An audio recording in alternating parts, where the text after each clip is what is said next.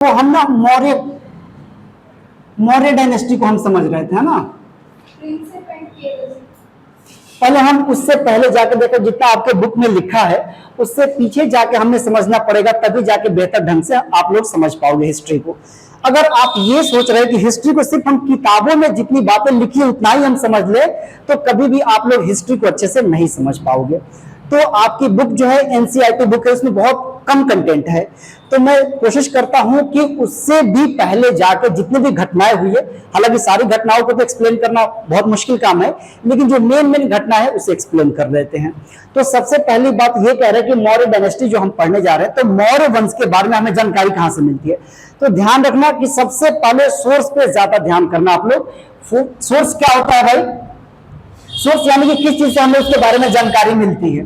तो जानकारी जो हमें मिलती है दो चीजों से, एक तो जैनिज्म का ग्रंथ है ना, जैनिज्म का ग्रंथ है, उसको क्या कहते हैं भाई? उसे कहते हैं भगवती सूत्र, भगवती सूत्र, ठीक है। और बुद्धिज्म का दो ग्रंथ है, बुद्धिज्म का कितना ग्रंथ है भाई? दो। एक का नाम है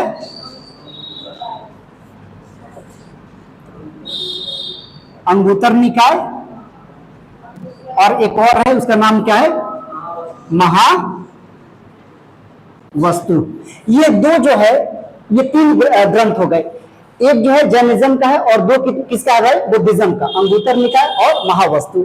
इसमें क्या किया गया है? महाजनपद के बारे में जानकारी दी गई है। जैसे महाजनपद आप लोगों को पता है कि क्या है, मैंने बता रखा है। अब देखो महाजनपद, जनपद से महाजनपद बना है, तो टोटल कितने महाजनपद थे भाई उस टाइम? 16 महाजनपद थे। अब इसमें क्या है कि जैसे आप जैन धर्म को पढ़ेंगे या बौद्ध धर्म के ग्रंथों को पढ़ेंगे, तो 16 महाजनपद का जिक्र है, दोनों में 16 महाजनपद ही है, लेकिन फर्क कहां पे आ रहा है कि इसमें और इसमें कुछ नाम जो है कॉमन है और कुछ नाम अलग अलग दे रखा है। तो इससे हमें यह नहीं समझ में आता है कि कौन सही है, जैनिज्म का सही है या बुद्धिज्म का सही है, क्योंकि कुछ नाम तो कॉमन है लेकिन बाकी सारे नाम क्या है? अलग अलग है।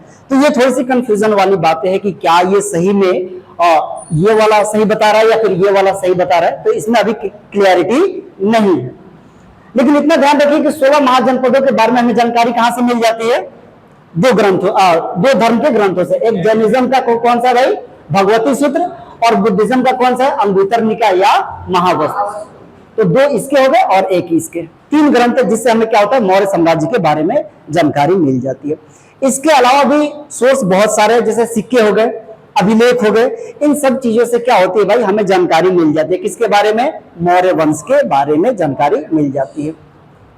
हालांकि आप लोगों को पता है कि मौर्य अंपायर की बात करें तो मौर्य अंपायर जो होता है चंद्रगुप्त मौर्य से शुरू होता है, लेकिन ऐसा है कि आपके बुक में मैं जो बताने जा रहा हूं आपके बुक में नहीं दिया है, लेकिन थोड़ा सा वो समझ लेंगे और फिर हम आएंगे मौर्य अंपायर पे, तो फिर और मजा आएगा या ज्यादा समझ में आएंगी, है ना। तो देखो, अच्छा मगध कहां है भाई? मौर्य अंपायर कहां था? ये जो है मौर्य अंपायर कहां था भाई? मगध में। अब एक बात बताओ, ये मगध कहां पे पड़ता है? मगध पड़ता है राजगीर नामक जगह पे। क्या नाम है जगह का? राजगीर। अब ये कहां पे पड़ता है? बिहार में।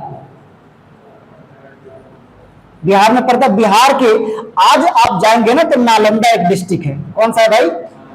नालंदा डिस्ट्रिक्ट है। तो नालंदा डिस्ट्रिक्ट में ही ये राजगीर पड़ता है, ठीक है। अब क्या हुआ कि कह रहा है कि मगध जो मगध साम्राज्य है, मगध अंपायर, उसके पहले वंश की हम पहले वंश की बात करें तो पहला कौन सा वंश उस पर शासन किया है? हर्यंक, है ना। अच्छा हिंदी वाले भी हैं इस बैच में, तो हिंदी में भी लिख देता हूं हर्यंक, ठीक है। हर्यंक वंश भी सबसे पहले वहां पे हर्यंक वंश ने क्या किया था? शासन किया था। कहां पे? मगध में। मगध में सबसे पहले कौन सा वंश ने शासन किया है? हर्यंक वंश ने शासन किया है, ठीक है, हर्यंक वंश ने। अब कह रहे हैं हर्यंक वंश के सबसे पहला शासक कौन था? तो देखो इसके दो तीन शासकों के मैं बारे में बता देता हूं। एक है बिंबिसार, उसका बेटा अजातशत्रु। देखो इसका नाम कहीं कहीं पे अजातशत्रु भी मिल जाए तो कंफ्यूज नहीं होना, अजातशत्रु को कहीं कहीं पे अजातशत्रु लिख देता है। और इसका बेटा कौन था भाई? दाहिनी, है ना, ये 3 हो गए। अब हम देखते हैं ये किस वंश के हैं भाई, ये तीनों शासक हर्यक वंश के हैं, हर्यक वंश के। और कहां पे शासन कर रहे थे ये लोग, मगध में कर रहे थे। कहां पे भाई, मगध में शासन कर रहे थे। किस वंश के हैं ये लोग, हर्यंक डायनेस्टी यानी कि हर्यंक वंश के ये हैं, ठीक है। अब देखो चंद्रगुप्त मौर्य के बारे में आपके बुक में एक बात दे रखी है कि मौर्य डायनेस्टी जो है या फिर मगध जनपदों में सबसे ज्यादा शक्तिशाली कैसे बन गया।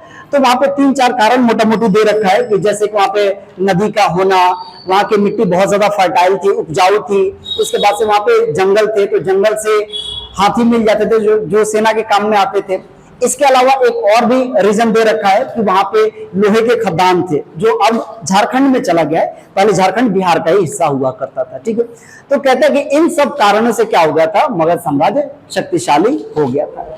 लेकिन हम मौर्य की बात कर रहे हैं, मौर्य से भी मैं पहले यहां पे हूं, मौर्य से पहले भी आप आएंगे तो इसके शक्तिशाली होने के कुछ अन्य कारण भी है जो मैं आपको बता रहा हूं, आपके बुक में नहीं है। अब कह रहे कि हर्यक वंश का पहला शासक कौन था, बिंबिसार। अब देखो बिंबिसार के बारे में क्या कहा जाता है कि बिंबिसार ने 3 ऐसी शादियां करी थी जिसके चलते वो शक्तिशाली बना था। तीन शादी करा था भाई। अब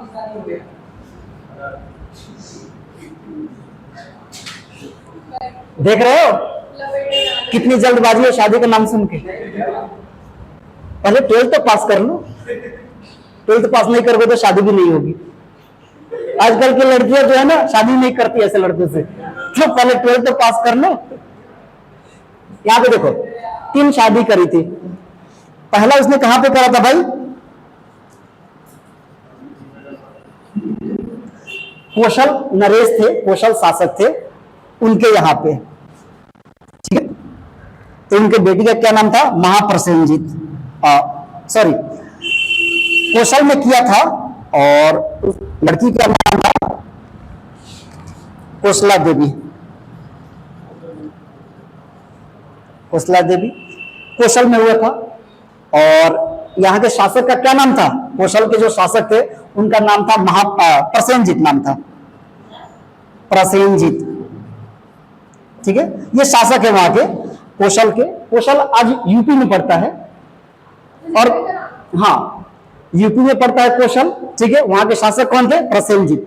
तो कौशल वंश में बिंबिसार ने पहली शादी कर ली, तो कौशला देवी से उसने शादी कर लिया था, ठीक है। कौशला देवी या कौशल देवी भी मिल जाता है, पहली शादी हो गई।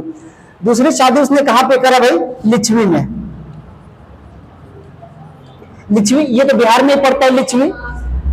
अब यहां पे देखो चेटक यहाँ के शासक थे, है ना, चेटक यहाँ के शासक थे। तो वहां पे जिससे शादी किया उसका नाम था, कहीं कहीं पे इसका नाम चल्लना मिलता है और कहीं कहीं पे नाम इसका नाम छल्लना मिल जाएगा, तो कंफ्यूज नहीं होना, एक ही नाम है। कहीं कहीं पे चल्लना नाम मिलता है और कहीं कहीं पे छल्लना, है ना। अब यहाँ पे देखो तीसरी जो शादी हुई थी वो कहां पे हुआ था, मद्रकुल में। कहां पे हुआ था भाई, मद्रकुल में। नहीं आपको याद नहीं करना, बस समझना है, मद्रकुल में हुआ था। और यहां पे जिससे शादी हुआ उसका क्या नाम था भाई, क्षेमा, क्षेमा। अब इसे समझो, बिंबिसार ने 3 शादियां कर ली और तीनों के तीनों यानी कि साम्राज्य यानी कि किसी शक्तिशाली साम्राज्य में उसने शादी करी थी। एक बात बताओ, कौशल वंश में उसने शादी कर लिया, किससे भाई, कौशला देवी से। लिच्छवी जो गणराज्य था उसमें किससे कर लिया, चल्लना से कर लिया था। और एक मद्रकुल है उसमें किससे कर लिया, क्षेमा से कर लिया। अब एक बात बताओ, क्या ये तीनों कभी इसके ऊपर अटैक कर सकते हैं, क्यों नहीं करेंगे भाई, क्योंकि या तो इनका वो जीजा लगेगा या फिर दामाद लगेगा, ठीक है। तो इसके तरफ इस पे तो ये लोग आक्रमण करने से रहे। अब दूसरी बात, एक बात बताओ कि अगर इसको आर्मी की जरूरत पड़ गई, सेना की जरूरत पड़ गई, तो क्या ये लोग अपनी सेना दे सकते हैं, उसको दे सकते हैं। तो क्या ये कारण था शक्तिशाली बनने का, एक कारण ये भी है कि अभी हम किस में पढ़े, अभी हम मौर्य पे नहीं आए हैं, अभी हम किस पे हैं, हर्यक वंश पे हैं, मौर्य से बहुत पहले पढ़ रहे हैं अभी। तो बिंबिसार ने मतलब मैट्रिमोनियल अलायंस यानी वैवाहिक संबंधों से भी अपने आप को क्या बना लिया था, शक्तिशाली बना लिया था, ठीक है। अभी आगे सुनो, तुम लोगों को लग रहा है कि तीन शादी इसने किया था तो इसकी बीवी लड़ती नहीं थी। अभी आगे तो सुनो। अब एक ग्रंथ है, इसका नाम है महावग। क्या नाम है भाई ग्रंथ का? महावग। महावग में कहा गया है, महावग जो ग्रंथ है उसमें कहा गया है बिंबिसार की कितनी पत्नियां थी भाई? 500। तुम लोग 3 नहीं इतने परेशान हो रहे थे, यहाँ महावग जो है उसमें लिखा है कि बिंबिसार की 500 पत्नियां थी। अब तुम लोगों का दिमाग कहां चल रहा है मुझे समझ में आ रहा है। हालांकि एक बात देखो, 500 पत्नी संभालना आसान काम है नहीं, तो ये थोड़ा सा एग्जेजरेट लगता है ना। ऐसा लगता है कि ये वास्तविकता से इसका कोई लेना देना नहीं है। ठीक है, 500 पत्नी कैसे संभालेगा भाई? खैर ठीक है, वो शासक है, संभाल भी सकता है, लेकिन आप लोग कंफ्यूज ना हो, ये थोड़ा सा एग्जेजरेट हो सकता है ना। वास्तविकता से इसका हो सकता है कोई लेना देना ना हो, क्योंकि जब भी ग्रंथ कुछ लिखा जाता था ना, तो जिसके बारे में लिखा जाता था तो कोटियर या दरबारी उसको बढ़ा चढ़ाकर लिखते थे। तो हो सकता है कि ये गलत बातें हो, लेकिन ये बातें लिखी गई है किसमें? महावग में। महावग में कहा गया है कि बिंबिसार की 500 पत्नियां थी।